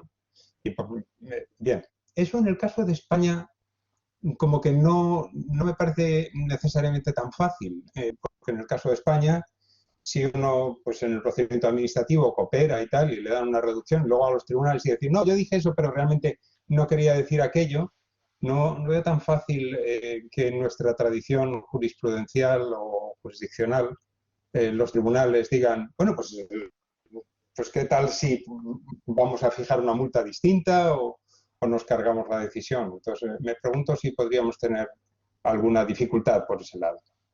Pero muchísimas gracias por la presentación, porque la verdad es que estoy disfrutando muchísimo. Es un tema apasionante, lleno de aristas y bueno, muchas gracias nuevamente. Gracias a ti, Marco. Pues sí, la verdad que en el caso español acabas de abrir una gran cuestión que veremos cómo la resolvemos. En el caso europeo sí es curioso que incluso las partes que transan realmente no renuncian a su derecho a la impugnación. Hay un caso o dos casos, no recuerdo ahora mismo cuáles son, que partes que transaron sí deciden, un caso solo, sí, es un caso solo, pero no recuerdo cuál es. No sé si es el de Sinteo. Fue Helmut Brockelmann el que lo llevó, era el cártel de los sobres, vamos, efectivamente. Exacto, que sí hubo impugnación por parte de una de las que transaron, o sea que ahí realmente no se limita. La otra cosa es que, claro, la doctrina de los actos propios la vamos a tener siempre ahí y las posibilidades de éxito van a estar siempre ahí, pero por un caso de discriminación de trato y tal, o por cuestiones materiales, sí se podría impugnar la decisión, incluso si hubiéramos transado. ¿Vale? Y me ha resultado muy interesante, sí, lo que dices del procedimiento de cooperación que se está aplicando de una pseudotransacción a infracciones que no son de cártel. Evidentemente, el procedimiento de cártel, el procedimiento de transacción empezó también así, como unas negociaciones informales dentro de las atenuantes de cooperación con la autoridad, y puede ser que en realidad la Comisión Europea lo que esté avanzando hacia la posibilidad de admitir una transacción también en casos no de cárteles. Entiendo que deberían ser procedimientos que sí mantuvieran alguna diferencia por el distinto contenido que tendría una negociación en caso de cártel y en caso de, por ejemplo, abuso de posición de dominio. ¿Vale? Pero creo que puede por ahí el procedimiento de cooperación que sí he visto que se está aplicando sobre todo en abuso de posición de dominio. Juan Ignacio ha pedido la palabra también. Sí, buenas tardes. En primer lugar, Eugenio, enhorabuena por la exposición, que espero que todavía continúes, porque todavía queda una parte importante para escucharte. Y luego, dos cuestiones. Una cuestión que me preocupa y es el hecho de que cada vez estas decisiones esqueleto, estas esqueleto en decisiones son más frecuentes en el ámbito de la Comisión Europea y es muy posible que esto suceda lo mismo en el ámbito español, es decir, como consecuencia de la introducción del procedimiento de transacción, lo cual tiene un reflejo clarísimo en las posibilidades que creo que tú mismo has indicado, un reflejo clarísimo en las posibilidades luego de ejercer acciones de daños, ¿de acuerdo? En estos momentos realmente lo que no podría suceder es que el miedo de las autoridades de competencia determinaran un perjuicio grave para los ciudadanos que han sido perjudicados o para las empresas que han sido perjudicados por las conductas dañosas. Entonces yo creo que esta reflexión debería hacerla también las autoridades de competencia. Al principio, aplicación pública y aplicación privada fueron enemigas, y no porque la aplicación privada inexistente lo quisiera, sino porque la autoridad, la pública, consideraba que de alguna manera u otra era una inmisión, poco menos, en su actividad. Esto ha cambiado en 5 años, esto ha cambiado en 6 años, pero todavía yo creo que no se ha hecho una reflexión suficiente desde la perspectiva de las autoridades de competencia de la necesidad de coordinar de una manera o de otra todo el sistema de aplicación del derecho de la competencia, no solo en el que ellos tienen el liderazgo y la hegemonía, no solo el del ámbito público, sino también el del ámbito privado. Y esta es una primera reflexión que quería hacer. Y luego otra de carácter mucho más pedestre, ¿de acuerdo? Otra de carácter mucho más pedestre, que es el tema de, estábamos planteando la utilidad del procedimiento de transacción, ¿de acuerdo? Yo creo que el procedimiento de transacción es extraordinariamente útil al principio del procedimiento, es decir, cuando estamos, antes de que hagamos la PCH, antes de que estemos tal, al principio el procedimiento es extraordinariamente útil. ¿De acuerdo? Hay un juego de póker, evidentemente, ahí, en el que puede haber un farol y puede haber muchas cosas, ¿de acuerdo? Hay un juego de póker, pero ese es el momento, en definitiva, en el que es más útil la transacción. Luego tienes esa utilidad marginal derivada de que ya estás en un procedimiento de clemencia, ¿de acuerdo? Y quieres añadir un beneficio añadiendo transacción, si estás en el segundo escalón o en el tercer escalón, para lograr un porcentaje más en un momento determinado de exención. Pero esto es una cuestión añadida, ¿de acuerdo? Lo que no tiene mucho sentido, como tú decías, bueno, no tiene mucho sentido, tiene un sentido limitado, reducido, es esa transacción después de la PCH, ¿de acuerdo? Es decir, coincido contigo en que la transacción después de la PCH, hombre, ya está todo el procedimiento hecho, ¿de acuerdo? Está todo el procedimiento hecho. Queda la fase ante el Consejo, pero está todo el procedimiento hecho. Bueno, no sé hasta qué punto, ¿de acuerdo? Tiene sentido. Y sobre todo tiene sentido que sean las 2/3 partes de la reducción. Quiero decir que estamos hablando de 15 y 10, ¿de acuerdo? Pues a lo mejor tendría que ser 15 y 5, ¿me explico? Pero ya es muy tarde, ¿de acuerdo? Es realmente muy tarde. Nada, estas dos cosas quería comentar. Gracias en todo caso.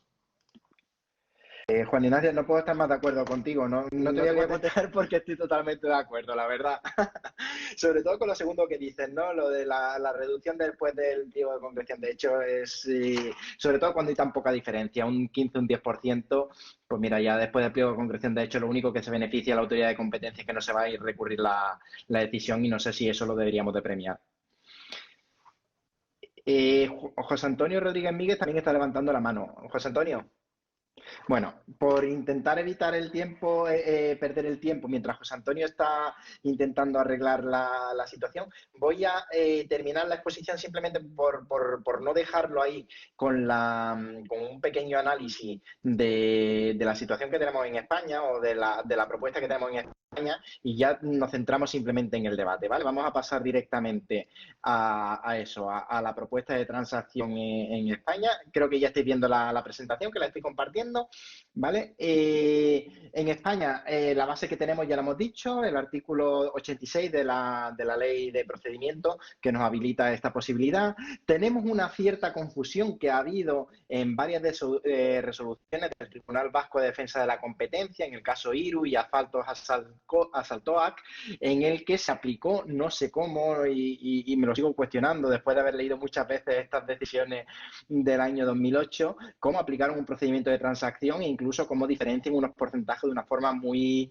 muy específica el Tribunal Vasco. En realidad, el procedimiento de transacción, como vemos, no está regulado en España y en el año 2008 tampoco estaba regulado, pero se aplicó una pseudotransacción ahí.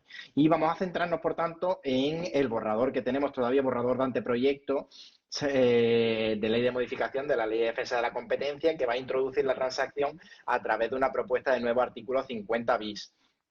Importante de este artículo, y una cosa positiva, que el artículo 50 bis sistemáticamente se incluye dentro de la tramitación del procedimiento, no se incluye dentro del capítulo de la finalización del procedimiento, y eso nos va a permitir diferenciar perfectamente el procedimiento de transacción de las terminaciones convencionales, que sí son una forma de terminación del procedimiento, ¿vale? Tenemos aquí el texto del artículo, no tenía subrayadas las partes importantes en las que creo que deberíamos entrar, pero las tengo un poco sistematizadas aquí más adelante y vamos a entrar en ella.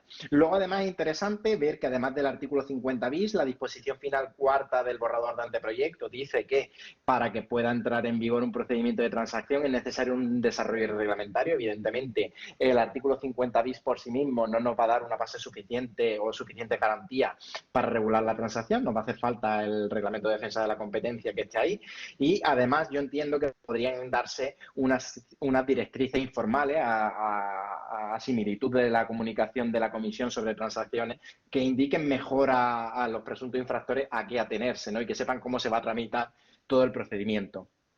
Y además creo que pudiera ser conveniente que en los primeros momentos de la tramitación de transacciones la CNMC cuente con expertos, quizás expertos estudiosos del tema o miembros de autoridades de otros países de la Unión Europea que tengan una mayor experiencia en la transacción, que permitan transmitir ese know-how sobre cómo se llevan a cabo las discusiones, ¿vale? Como digo, ¿qué sistema nos introduce el proyecto de reforma de la Ley de la Competencia? Pues, como digo, es una transacción que se va a admitir para todo tipo de infracciones del derecho de la competencia, no solamente para cárteles, sino también para infracciones del 1, 2 y 3. Un sistema dual en el que se acumulan transacción y clemencia, un sistema uniforme en el que a todos los cartelistas se les va a dar el mismo tratamiento, se va a aplicar la misma reducción a todos los cartelistas, salvo que tengamos un caso híbrido, en cuyo caso el que no transa no obtiene ningún beneficio, pero todos los demás sí obtienen el mismo beneficio. No se prevé la incorporación de otras medidas al acuerdo, no se prevé la posibilidad de asumir compromisos que solucionen los problemas de competencia generados, no se prevé el resarcimiento de las víctimas, no se prevé la implantación de programas de compliance, no se prevén todas estas otras medidas que, como digo, sistemas como el francés o el del Reino Unido se incorporan en su sistema de transacción y que creo que aportan un plus o aportan un beneficio adicional al sistema. Es un sistema también de transacción escalonado, que prevé 2 porcentajes de reducción, 15 y 10%, en función de si se ha hecho la transacción antes o después del PCH, y de tramitación dual. Y este tema es interesante porque la negociación de la transacción la vamos a realizar con la Dirección de Competencia, mientras que la decisión sobre si admitimos o no admitimos la transacción la va a tener el Consejo. Y aquí podría darse el caso raro, pero podría darse el caso de que hayamos negociado una transacción con la Dirección de Competencia y que posteriormente el Consejo de la CNMC, que es el que tiene la posibilidad, la potestad decisoria, decida apartarse y no conceder la transacción. Creo que es una opción muy, muy, muy rara, pero en un sistema de tramitación dual en el que hay una distribución de competencia negociadora y decisoria pudiera llegar a darse. O incluso el caso contrario, el caso en el que la Dirección de Competencia hubiera denegado la transacción y posteriormente el Consejo decida devolver la propuesta de decisión a la Dirección de Competencia para que revise la posibilidad de la transacción. El ámbito objetivo, como digo, cualquier infracción. El contenido, pues se nos exige el reconocimiento de culpabilidad, no se nos exige ni más ni menos. No nos basta con la mera no oposición a los hechos, ni siquiera tampoco se nos exige ninguna conducta más. La iniciativa para tramitar la transacción puede venir tanto de las partes como de la propia autoridad de competencia, reconociéndose que no existe un derecho a la transacción. La autoridad de competencia tiene discrecionalidad para decidir si quiere transar o no quiere transar. La tramitación, aquí como digo, tenemos una doble tramitación entre la dirección de competencia y la decisión que corresponde al Consejo. La reducción tiene un doble importe y es interesante que en el caso español, y es una cuestión que no se menciona expresamente en el procedimiento de transacción de la Comisión Europea, se permite o se prevé expresamente la ampliación del beneficio de la transacción a los directivos y a los representantes legales.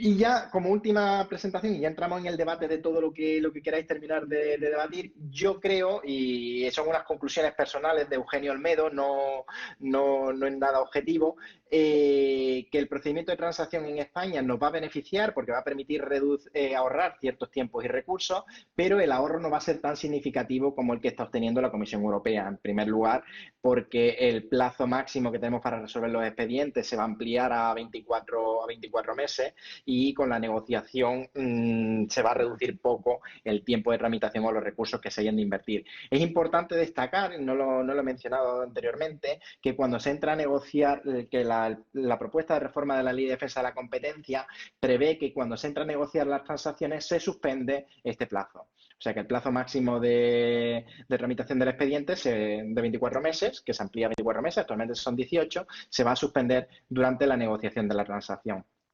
Sí va a haber un beneficio significativo con la reducción de las impugnaciones judiciales, que me permite a mí plantearme personalmente si este es un efecto deseado o es algo de lo que deberíamos congratularnos. En el caso de infracciones no de cártel, cabe la cuestión o cabe preguntarnos qué relación se va a establecer entre la terminación convencional y la transacción, si van a ser acumulables o no. Y en el caso de que se admitan estas transacciones no de cártel, me da miedo saber o me preocupa ver qué ámbito de negociación se puede dar entre la autoridad de competencia y el presunto infractor, en el caso sobre todo de abuso de posición de dominio, si realmente va a haber una negociación de asunción de la infracción o si realmente el infractor lo que va a hacer va a ser defenderse como si estuviera contestando al pliego de concreción de hechos, si va a empezar a decir que estaba con una meeting competition defense, si su conducta se basaba en una mayor eficiencia económica y si vamos a entrar realmente a discutir ahí en persona o en una negociación en lugar de hacerlo mediante una contestación al pliego de concreción de hechos, ¿vale? Con esto terminaría la presentación y ya devuelvo totalmente el turno a las preguntas y a los comentarios de todos, que creo que es lo que más nos están enriqueciendo de este seminario. No sé si me funciona el micrófono. Sí, te funciona perfectamente. Bueno, José Antonio, te escuchamos ya. Pues me alegro. Estaba intentándolo con el móvil. Nada, lo mío era un poco una pirueta desde la experiencia práctica, que podía ser que en esa transacción, yo lo he planteado incluso en una terminación convencional, que la parte sancionada aceptase expresamente someterse a un arbitraje de la propia autoridad de competencia. De ese modo, no habría que sacar documentos. Quien más sabe del expediente es la autoridad de competencia. Podría incluso aceptarse, eso ya sería más difícil procedimentalmente, por potenciales reclamantes, pero sí someterse, sin perjuicio de que pudiera haber demandas en vía judicial, pero bueno, que algunos de los posibles reclamantes lo pudiesen hacer ante la autoridad de competencia, ejerciendo una función que tenemos ahí, las autoridades de competencia, que no tiene prácticamente contenido, como es la función arbitral. Entonces, no sé si sería rizar el rizo, pero de alguna manera cerraría un poco el círculo, porque está claro que la función represora que ejercen las administraciones en materia de competencia no tiene otra finalidad que garantizar el funcionamiento competitivo de los mercados y resarcir, en la medida de lo posible, a los perjudicados de futuros conductas equivalentes. El resarcimiento concreto está en vía judicial. Bueno, con esa vía se podría a lo mejor reducir incluso más la potencial sanción, porque la represión está realmente en la indemnización, y lograr de ese modo un resarcimiento de los perjudicados, que lo harían eso en sede de la autoridad de competencia, que tendría toda la información necesaria para poder ser bastante ecuánime a la hora de determinar esa posible indemnización. Gracias. José Antonio, desde mi punto de vista lo que apunta es la verdad que es una posibilidad preciosa. Y sería utilísima. Otra cosa es que las propias autoridades, yo sé que la autoridad gallega tiene muy buena voluntad, pero que las propias autoridades quisieran asumir realmente esa función, sobre todo de cara a reclamaciones de daño. ¿Que sería la sede adecuada? La mejor. La mejor. De hecho, perdonadme que haga tanto turismo jurídico, en Australia, como sabéis, la autoridad de competencia está relacionada con la autoridad de consumidores y es la propia autoridad de consumidores y competencia la que se encarga tanto de la parte pública como de la parte privada de resarcimiento. Y creo que sería el foro más que adecuado para resolver el asunto. Pero la verdad, y perdóname el golpe de realismo, lo veo muy difícil que en España, tal y como están las cosas, lleguemos a eso. Creo que tenía también la mano levantada Juan Ignacio, ¿verdad, Juan Ignacio? Sí, sí, y quería simplemente hacer un comentario con respecto al tema de la extensión de la transacción, de los efectos de la transacción a los directivos y cuestiones de este tipo. Bien, yo creo que uno de los efectos de deterrence que tiene fundamentalmente las resoluciones en materia de competencia en Estados Unidos es la afectación directa personal a los directivos. Nosotros siempre en Europa hemos sido mucho más moderados en este aspecto por una cierta, digamos, visión del tema de la competencia como un tema menor. Ese es el tema probablemente que conllevó, entre otras cosas, o que conlleva todavía hoy en día, a que los daños que en un momento determinado sufren los ciudadanos sean considerados como algo menor también igualmente. Entonces, en mi opinión, no son menores ni uno ni otro, obviamente, ¿de acuerdo? Pero la consecuencia es nefasta para nuestra política económica. Yo no creo que la línea adecuada sea la de extender los efectos de la transacción ni a los directivos ni a los representantes involucrados, ¿de acuerdo? Esto es lo que quería exponer. Muy interesante, muchas gracias, Juan Ignacio. Sobre directivos tenemos un seminario específico y creo que esa cuestión la vamos a volver a plantear ahí. Creo que tanto tú como yo nos acordaremos. No recuerdo quién es el compañero que trata de sanciones a directivos, pero creo que el momento de plantearlo va a ser ahí. Jerónimo tiene también la mano levantada. Jerónimo. Sí, yo quería volver sobre el umbral de reducción, ¿no? Que en España, a diferencia del caso europeo, hemos ampliado hasta el 15% si se produce antes del periodo de concreción de hechos. Tú comentabas antes que, por ejemplo, para un second comer de clemencia, que pudiera acumular un 50%, más supongamos un 15% adicional, ya no es el 60%, podría llegar hasta el 65%. Y entonces las diferencias con la primera solicitante de inmunidad pues se reducen considerablemente. Y me pregunto si ese 15% tiene sentido. Y quería saber tu opinión. Yo aquí recuerdo el estudio de toda el debate a nivel europeo sobre el que he escrito, como sabes, y me acuerdo mucho que había mucha desconfianza. Se decía, bueno, un 10% no es suficiente incentivo. Bueno, esto lo decían desde Estados Unidos, pero se decía también en Europa, un 10% no es suficiente incentivo. Y lo que ha resultado al final es que sí que ha sido más que suficiente, un 10%. Más que suficiente. ¿Por qué? Porque lo importante no es la reducción. Lo importante son los otros beneficios que la empresa obtiene en el procedimiento de transacción. Y entonces la pregunta es, ¿no nos estaremos pasando? ¿Tú qué crees, Eugenio? Pues la verdad que a mí el 10-15% no me preocupa tanto siempre y cuando esté debajo del 20%. Lo que me preocupa es efectivamente lo que dices, el 65%. No me preocupa un 15%, pero me preocupa el 15 más 50% de lo otro. ¿Por qué? Porque un cártel, mientras está en vigor, está beneficiando a todos los cartelistas. Si yo soy el primero que acude a la clemencia, voy a obtener la inmunidad. Pero si soy el segundo, pues mira, no tengo la inmunidad, pero solamente voy a hacer frente a un 35% del importe de la sanción. Y claro, esta diferencia, que ya no es tan grande, que solamente es un 35% de multa frente al 100%, puede ser que desincentive mucho a las empresas para ser la primera en ir. O sea, que puede ser que no haya el race to the enforcement door, puede ser que se reduzca y que en realidad lo que las empresas quieran sea que dure el cartel lo máximo posible, y si alguien de mis cocartelistas decide confesar, yo seré el segundo. Porque ya al ser el segundo, pues mira, hemos tenido un beneficio, pero el tiempo que hemos alargado el cartel aquí nos está produciendo beneficio a todos nosotros. Realmente con el porcentaje de reducción por la transacción, pues mira, un 15% yo creo que podría ser adecuado. ¿Qué ocurre? Que aquí sí podría, haría yo como está haciendo Francia desde el año 2015, en el que la transacción no se aplica de forma automática. O sea, una parte, un cartelista que reconoce, admite su culpabilidad en un procedimiento de transacción y que se ha acogido anteriormente a la clemencia, solamente va a obtener la reducción adicional cuando produce una ventaja procesal significativa, es lo que dice la normativa francesa.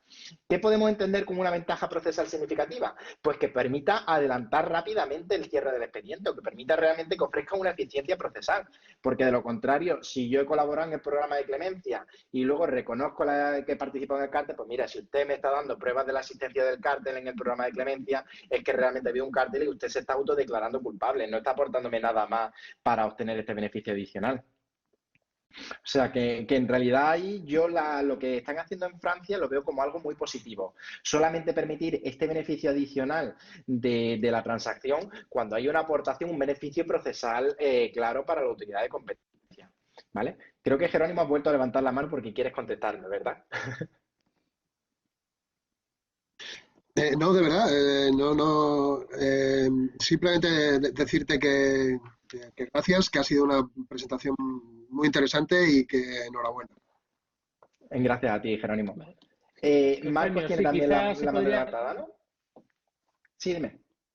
No, decía Eugenio que ya lamentablemente ya son las 4:15, ¿no? Nos hemos ido 15 minutos del horario previsto y no sé si habrá alguna intervención más y si no, si quieres ir cerrando la tuya.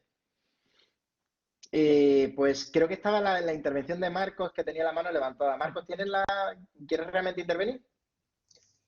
Sí, muy brevemente. Sí, perfecto. Solamente era para comentar que quizás nos fijamos mucho en el 10, en el 15%, en el 50%, en el 65%, y quizá habría también que plantear la cuestión de la base sobre la que estamos calculando estos porcentajes, porque ahí tenemos un elefante en la habitación, en nuestro sistema de derecho de la competencia, con una dificultad enorme, que es realmente el incentivo principal para que las empresas entren en procedimientos de transacción. Es para negociar esa base. No perdamos ese tema de vista. Solo esa cuestión. Gracias. Sí, totalmente de acuerdo. La Comisión Europea lo tiene dicho un millón de veces, que no negocia sobre la base del importe de la sanción, pero hay muchísimos casos en los que se ve que durante la transacción lo que se perfiló mucho son los extremos de la conducta y el importe de base se acabó negociando dentro del procedimiento de transacción, que quizás ese sea uno de los estímulos de las empresas para entrar en este procedimiento. Pues yo creo que si no hay ninguna intervención más, yo ya cerraría mi intervención.